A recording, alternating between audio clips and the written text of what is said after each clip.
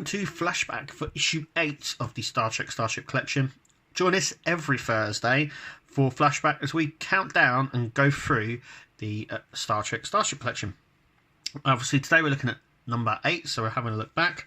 It's obviously the USS Excelsior class, or Celsior class as it says on the magazine, NCC-2000. It's a very remarkable old model.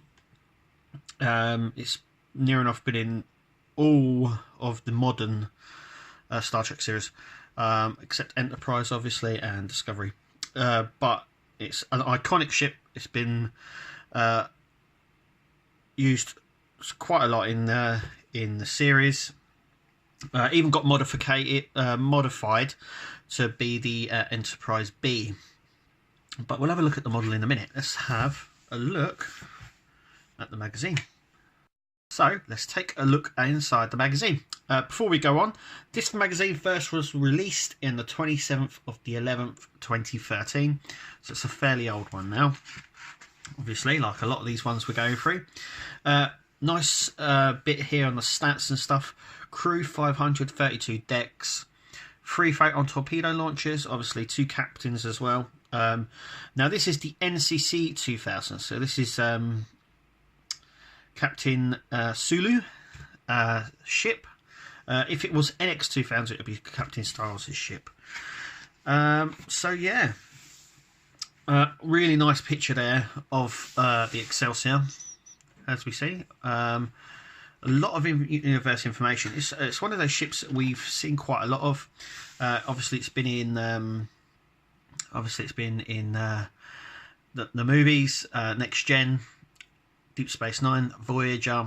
So it's a ship that's got about, it's a basic backbone of the Federation. Basically, it's a workhorse ship, and it can do a variety of missions. That is, I think, the basis on why it's quite a workhorse ship, because it can do a variety of different things. It's not specifically built for science or anything like that. It's more of an exploration vehicle, but I mean, it can be used for near enough any operation.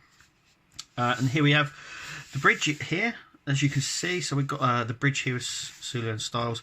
2 different designs of bridges there. So obviously went through some sort of upgrade in between here, from the prototype to when Sulu got it. Nice pictures here, obviously, of undiscovered country as well, so that's really nice. Like I said, a lot of in-universe information. Undiscovered country is when we last saw it. Well, it wasn't really, because we saw it in the Voyager episode as well. And then we come on to this nice diagram here. So we have the side, top, front and back views of it. It's also worth noting that there's no registry on this. It's almost like they've rushed it, considering we've got no registry on this section, and Celsior class instead of Excelsior class on the front. So it sort of just reminds me of it's maybe have been rushed out the book, or, well, we know they're not proofread. It just hasn't been maybe brought up, but there's actually no registry on these sections at all. Maybe it's just because of the design. Maybe I'm getting into it too much. We've also got this data feed that we always get, so it counts down some of them. Obviously the Enterprise B was the modified one, which the Lakota was as well. Obviously we've got the Hood and the Crazy Horse. They were and the Cairo. They're all sort of the famous ones from Next Gen that were there. But yeah, obviously the Voyager episode it was featured in was Flashback, that was looking back on when Tuvok first served in Starfleet. Then we come on to designing the Excelsior. So in these early sketches, this is what I do believe they wanted the Excelsior to sort of look like, with maybe 4 warp nacelles or upside. This more looks like the Reliant, which we got. Miranda class here. The early design was close to what we got to it. It's also worth noting that there was these prototypes as well. Now they were obviously made as models. They do appear in the next generation in I'm not too sure if they're in War 359, but they're definitely the junkyard that they go to, sort of a surplus yard, and they're definitely in the background there. So it'd be interesting to see if we eventually get these in the collection. I don't know if we will. Not too sure, but anyway, they're there. Then we come on to the Excelsior prototype, which is what it eventually became. But you can see that the general shape, obviously the sails are slightly different, but the general shape of the ship, especially from above, is definitely there. Then we come on to the model. I mean, this is so impressive. Look how big this is. I mean, I'd love a model like this. I don't think my wife would be very happy, but I would. I'd be a very happy person if I could build one this big. We can see it here as a Lakota, and they're adjusting it there for Star Trek 3 for its outing. But yes, you can see it, and this goes into how they filmed it, and then later on how it became the Enterprise B, and then obviously its last outing as the Lakota on Deep Space Nine. Interesting, it does appear in Deep Space Nine quite a bit after that, but actually the last filming of it as the miniature is, well, I say miniature, it's a giant model, was the Lakota. But it measured 7.5 feet long. That's taller than I am. But yeah, it's had an impressive outing. And then we get some trivia as well here.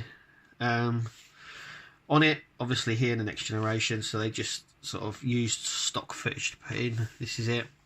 Obviously it appeared in the Search for Spock, and then actually appeared in every movie of the original cast up until Undiscovered Country.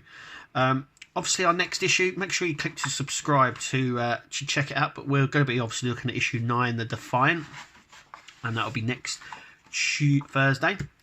Obviously a top view here, so without further ado, so here we have the Excelsior.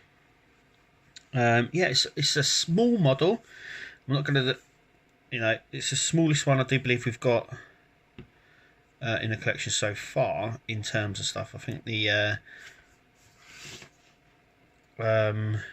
as ones we've looked at, I should say, we've looked at in Flashback, but the Romulan one was quite small as well. But anyway, yeah, so we've got some really nice, as you can see.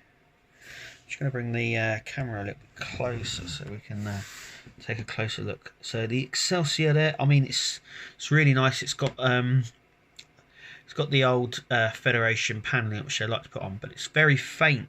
I don't know whether it's just faded over time, but mine's very faint, and it's actually quite nice like that as well. Yeah, loving the nacelles as well. They've got this double sort of see-throughness to them, which they've got this top section here and the sides as well. There's no registry on the back sections here, and the this section, which I do believe is the shuttle bay, is not actually moulded. As you can see, it's just plain, and it's not very moulded underneath neither on this section. Obviously they're limited to what they can do, and I understand that, but you can obviously see as well how far techniques and stuff's come since the series started. Yep, so in there it's a painted on deflector dish. I'm going to try and see if I can get a bit more light into that. There we go. So it's a little painted dot in there, which I know some people weren't too happy about. Yeah, underneath we've got the paneling. Now it's more, you can see it more underneath than you can on top, so I'm just wondering whether it's just faded on the top section here on my model than the bottom, because there's a lot more, you can visualize it a lot more there. There is obviously lights painted, but because it's such a small model, it doesn't matter. It's not if it's like misaligned like we do get in some of the models, stuff like that. One thing I will notice is the impulse engines. They've actually painted now. I know they miss quite a few of them on some of the models as well. And do you know what? This is a really nice model. I really like it. I know some people would have preferred maybe the NX version, but actually I prefer this version, the NCC one. Exactly the same model. I know some people like their registries, but But yeah, it's a nice model. It's definitely worth getting. It's a Federation ship, so it's worth. It's got the lineage there.